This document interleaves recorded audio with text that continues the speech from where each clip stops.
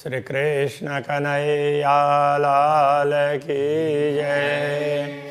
श्री निजानंद स्वामी की जय। श्री प्राणनाथ प्यारे की जय।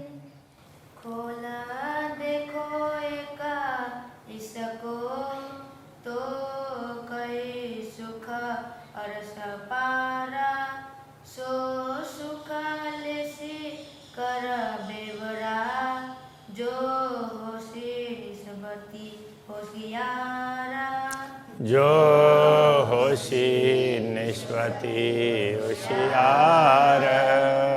श्री कृष्ण कन्हैया लाल की जय। पूर्ण ब्रह्म परमात्मा श्री राज्य के हृदय के प्रेम की बात चल रही है। कहते हैं दिल के सुख केते कहूँ जो हक दिल दरिया पूर्ण। पूर्ण ब्रह्म परमात्मा के हृदय के सुख की बात क्या करें। उनका हृदय है ना, तो वो प्रेम से भरा हुआ है, ऐसा हृदय है। सब अंग तावे दिल के, तो इससे ऐसा लगता है कि सारे अंग इस दिल के अधीन हैं। होशियार समय हिसाब इनका हिसाब तो परम धाम में होगा, दुनिया में नहीं हो सकेगा। इनकी गिनती तो ये कितना है क्या है ना, ये परम धाम में गिनती हो सकती है, दुनिया में पता ही नहीं चलता है। तो इन जुआ क्यों हो गई कहा दे सागर सुख। इसलिए इस दुनिया में पूर्ण ब्रह्म परमात्मा के हृदय के ये सुख के सागर, इस हृदय का वर्णन नहीं हो पाता है। ये बारीक सुख विचार सके, ये सूक्ष्म सुख हैं, ये तो परम धाम के ही हैं। होशी मूल मेले के मुख। मूल मेले के मुख कहने का तात्पर्य परम धाम में जागृत होने के पश्चात ही इसको समझ पाएंगे, पूरा रूप उस समय ख्याल आएगा। तो ये परम धाम में जागृत होने पर पता चलेगा। अभी तो बस है, ये मान लो ऐसे हैं वो, हम कुछ भी नहीं बोल पाएंगे। तो जागृत होकर के देखोगे तो पता चलेगा। अभी जितना भी बोलोगे तो ये पता नहीं चलेगा, जागृत होकर के देखने पर ही पता चलेगा। जो आ रहा था ऊपर काले वही सो सुख जाने एक का श्रवण। जो बाहर से अर्थ लेंगे ना, बाह्य अर्थ, तो उससे ये पता चलता है कि सो सुख जाने एक का श्रवण। अक्षराते दामदनी का श्रवण इंद्रिय वही इस सुख को समझ सकता है, ऐसा लगता है। एक एक के कई अनेक, एक एक के अनेक सुख हैं। सो कई गुण मगज लेवे मोमिन। तो ऐसे अनेक गुण हैं, एक एक गुण, एक एक इंद्रियों के बिना वो उसमें भी अपार सुख है। तो उन गुणों को ब्रह्मात्मा ग्रहण कर सकती है। उनके ब्रह्मात्मा ही अपने दिमाग में समझ सकती है, ऐसा कहना पड़ेगा। मगज लेवे का तात्पर्य वो समझ सकती है। कई अंग तावे कान के, कितने अंग कान के अधीन हैं। कान अंग सिरदार, तो लगता है कि कान के तरफ देखते हैं, कर्ण इंद्रिय के तरफ, लगता है यही सबसे श्रेष्ठ है। हृदय की तरफ देखेंगे तो वही सबसे श्रेष्ठ लगता है। तो कहने का तात्पर्य परमधाम के कोई भी अंग है, राज्य के कोई भी अंग है, वो श्रेष्ठ ही है। परमधाम की कोई भी सामग्री दुनिया के हिसाब से तो सबसे अधिक श्रेष्ठ है। कोई हो शिरुआर सकी सो जाने की जाननहार। कोई परमधाम की आत्मा होगी तो वही जानने योग्य होगी, इसलिए वो समझ पाएगी, इस बात को वही समझ सकेगी। इल्म भी तावे कानों के, वैसे तो ज्ञान भी कानों के अधीन है, श्रवण उसके कर्ण के अधीन है। जो इल्म कया वेशक, तो ये ज्ञान जिसको संदेह मिटाने वाला ज्ञान, तारतम ज्ञान कहा है, वो भी श्रवण के अधीन है। सुनेंगे तो ही पता चलेगा ना। ए झूठी जीमिए सहरग से नजीक, इन इल्म पाइए इतः का, इस झूठी जीवी में भी पूर्ण ब्रह्म परमात्मा को हृदय के मूल धमनी से निकट, इतना निकट हृदय और उसके मूल धमनी, तो उसमें कितने उसमें निकटता है, तो निकट है, तो उससे भी निकट परमात्मा को प्राप्त कर सकते हैं इस दुनिया में भी। तो इसी इल्म से, इन इल्म पाइए इतः का, इसी ज्ञान से यहाँ पर ऐसा अनुभव हो सकता है। तो इसीलिए वेदांत वगैरह में भी ना श्रवण इंद्रिय को महत्व कहा, श्रवण के इंद्रिय को एक्टिव रखो, बाकी कोई तरफ में ध्यान मत दो।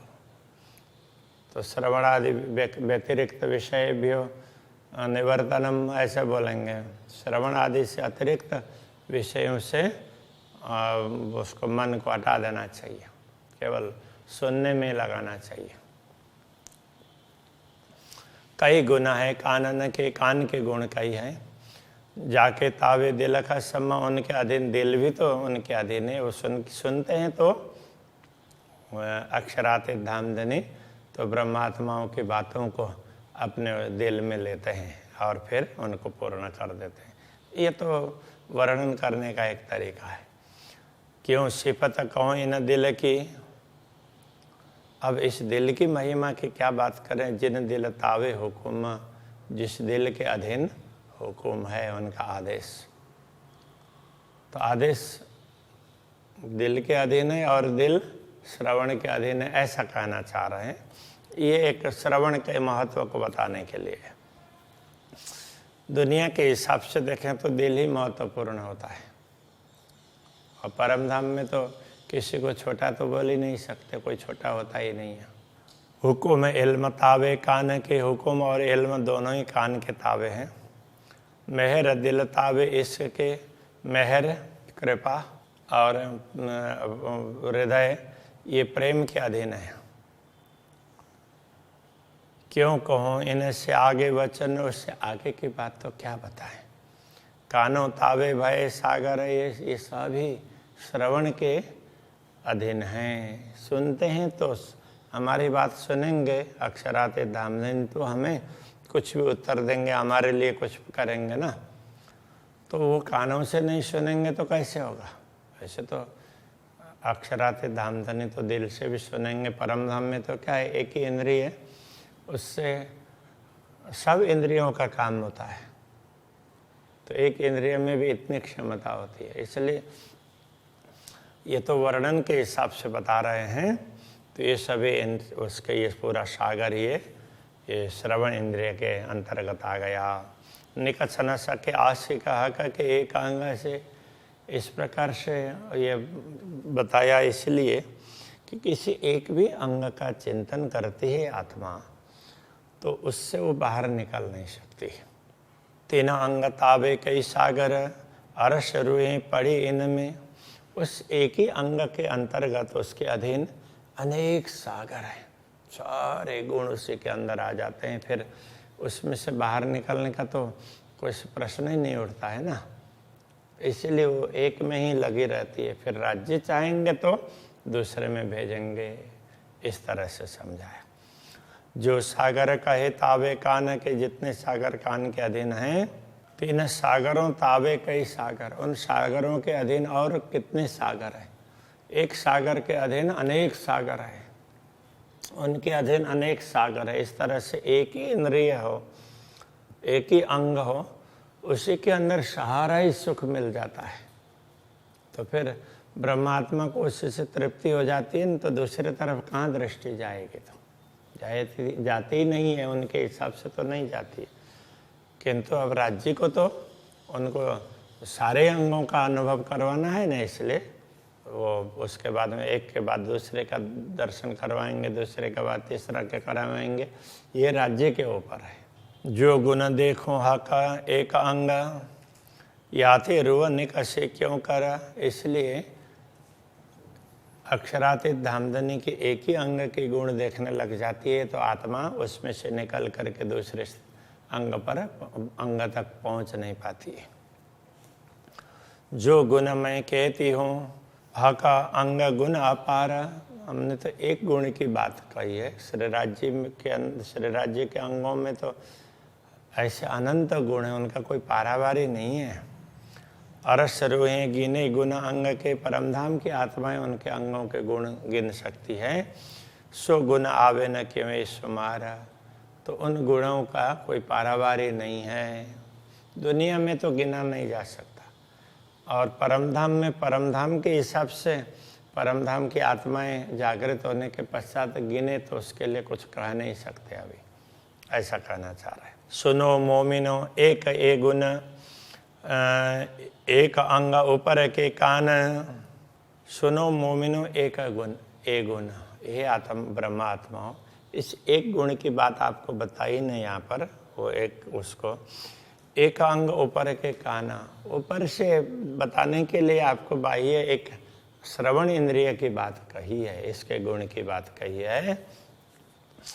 अंग अपार कहे कई बातों न, उसके अंदर छिपे हुए तो और अपार गुण है, अपार अंग छिपे हुए हैं। तो एक ही अंग से अपार अंगों का लाभ प्राप्त होता है। अजु जुदे भूषण शुभान, इसी प्रकार से अजु का तात्पर्य अभी, जुदे भूषण शुभान, उनके आभूषण की बात करेंगे तो एक ही, अब अभी तो गुण की बात कर रहे थे, अब आभूषण की बात करेंगे तो क्या होगा, तो आभूषण भी अलग अलग दिखने लग जाएंगे। जैसे एक ही अंग में अलग अलग अंगों का भाव दिखेगा, तो उसी प्रकार से आभूषण भी दिखेंगे ना।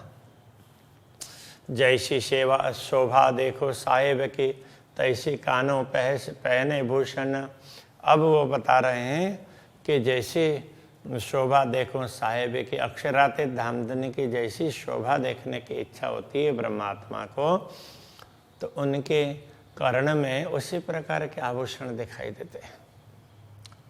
आसमान जिमी के बीच में हो रही सबे रोशन, उन आभूषण का उस आभूषण का प्रकाश पूरे भूमि से लेकर के आकाश तक छाया हुआ रहता है।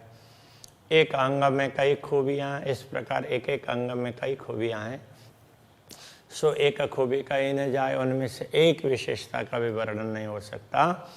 तीन खूबी में कई खूबियाँ, खूबी का अर्थ होता है विशेषता। उन एक विशेषता में भी असंख्य विशेषताएं, कई अनेक, गिनती हो न ताए, उनकी तो कोई गिनती नहीं हो सकती। सो खूबियाँ भी अरस की, तो अब ये विशेषताएं भी परम धाम की है, दुनिया की नहीं है। सो खूबियाँ भी अरस की, जाके कायम सुख अखंड, उनके सुख तो अखंड है, उनसे जो आनंद का अनुभव करते हैं वो कभी मिटने वाला नहीं है, कम होने वाला नहीं है। सो कायम सुख, इत क्यों कहूँ, इस नश्वर जगत में अखंड सुख की बात कैसे हो पाएगी, कैसे कहूँ। ये जो जुआ इन पिंड, ये जुआ उस बात को बताने वाली ये जुआ है ना, ये भी इस नश्वर देह की है, इसलिए उससे उस सुख का वर्णन नहीं हो सकता।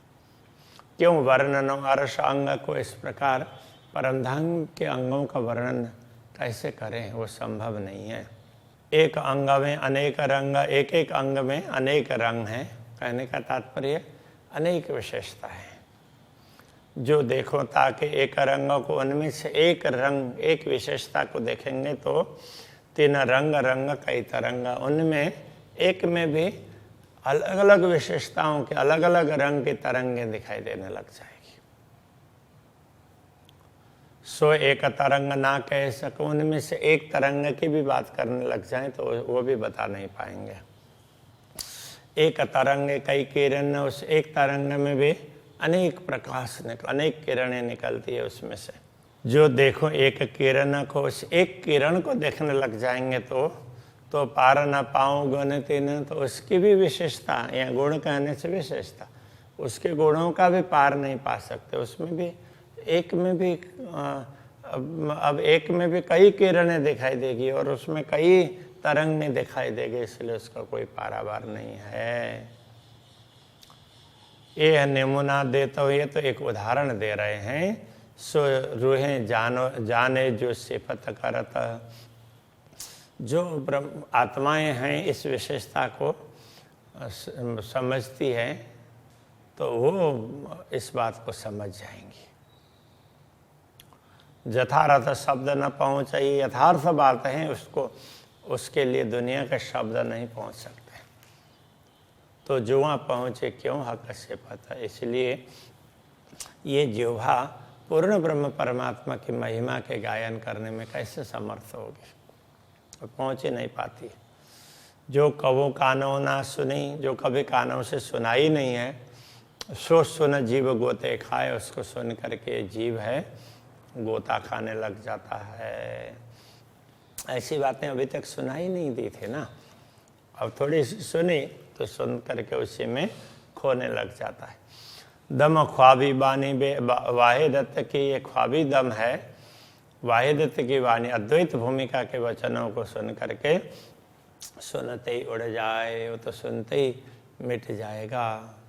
इसलिए वो पूरी बातों को सुन ही नहीं सकते। इसलिए जो सुन रहे वो थोड़ी बात है, तो अंदर से अनुभव करो, आत्मा से अनुभव करो। आत्मा बहुत कुछ अनुभव कर सकती है, और ये आत्मा भी परात्मा जैसा अनुभव करती है उतना तो नहीं कर पाएगी। इस बात को समझना चाहिए। श्रवण गुण गंज क्यों कहो, श्रवण के गुणों का गंज का तात्पर्य अपार गुण, उनको क्या बताएं उनके विषय में।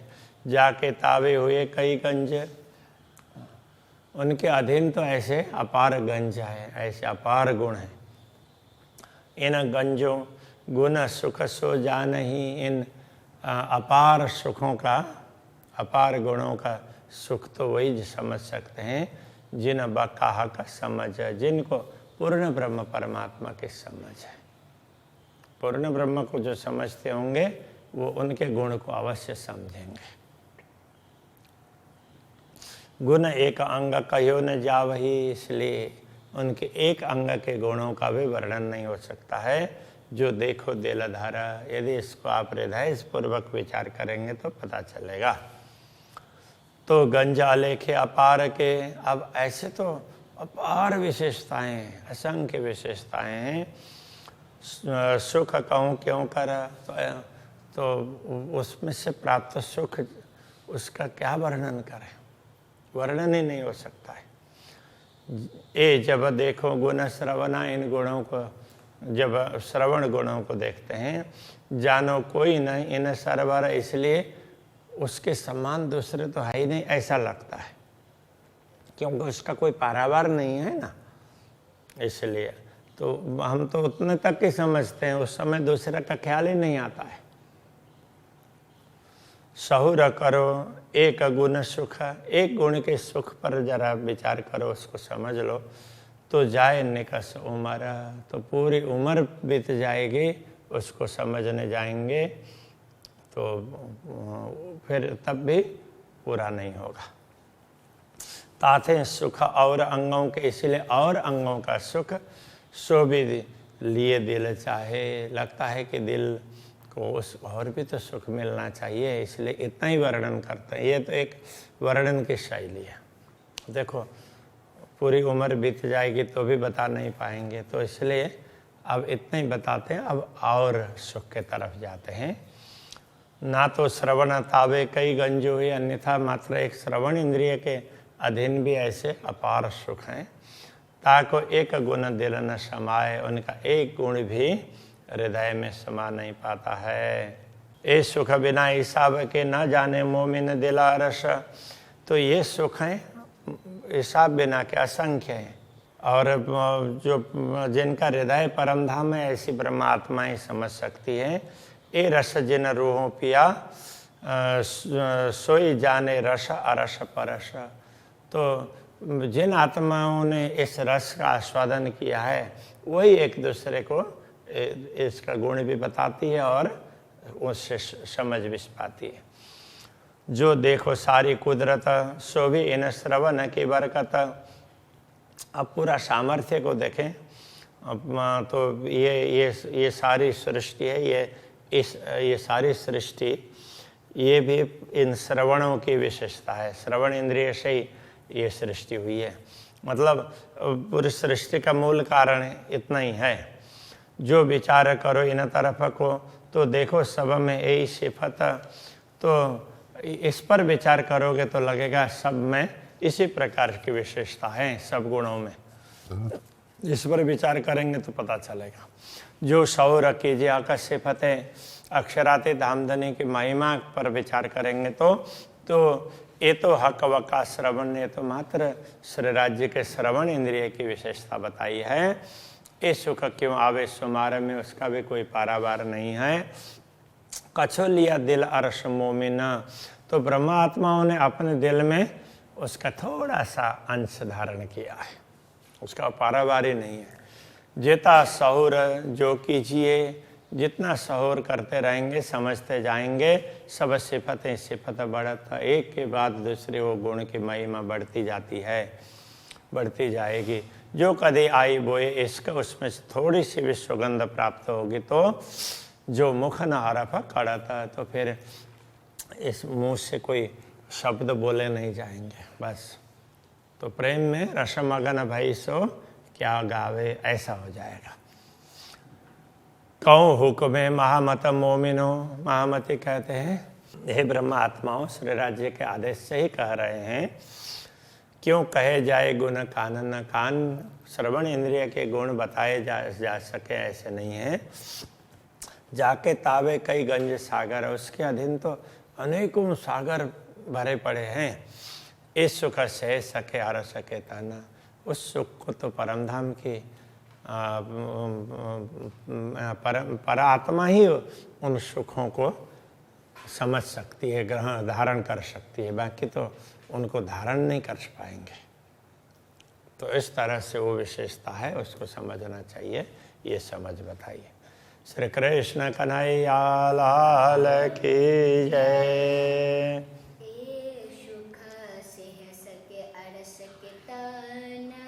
ए सुख से सके हर सके तन, कहे हुक्मे महामत मोमिनो, कहे हुक्मे महामत मोमिनो।